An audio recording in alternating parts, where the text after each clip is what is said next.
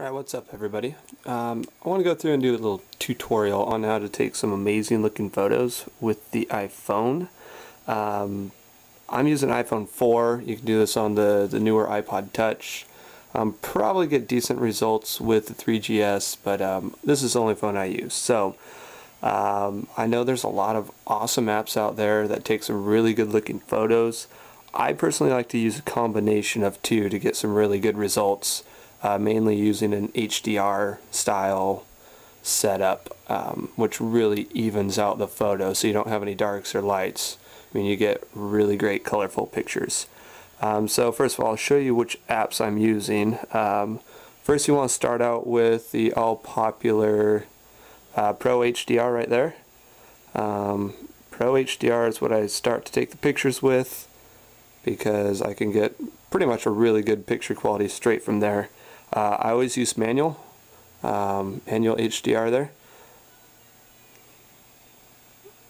Okay, I'll go through the steps on what I'm doing after a minute here. So use HDR. Also, the other app you're going to need for what I'm going to show you here is Camera Plus down here. And Camera Plus is a really amazing app. Make sure you have the latest version because what they just came out with, the clarity function, is really what makes the magic happen. So get Camera Plus and Pro HDR and I will show you what to do. So let's go take a picture really quickly. Okay, so let's try taking a picture. This is gonna be pretty hard without a tripod or anything, but let's open up HDR. Now it's all going to depend on what the conditions are outside. Typically the more light the better. Sunny days are excellent, and the more colors the better, because basically the HDR is going to take two pictures, one of the bright areas and one of the dark areas, and mix it together. And so I'm outside out in the backyard, so I selected, it wants you to tap somewhere bright. I tapped on the sky above, except now if you can find a tripod for your phone, that's going to be the best, because if you move while you're taking this picture, it's not going to line up perfectly. You're not going to get a good looking picture. So I'm going to try as best as I can to hold it steady. After you select somewhere dark, it's going to automatically take the picture. So I'm going to hold it steady. Here we go. Okay, give it a minute to put them together here. And like I said, you get a lot of different outcomes depending on the lighting. It's really all about really good lighting and scenery. So there we go, we got something pretty good. I'm going to adjust the warmth on it, get a little bit warmer, and pretty much it looks pretty awesome. I mean, this is a great app. Okay, and we're going to save that. And honestly, just right there you have an awesome looking photo just from Pro HDR.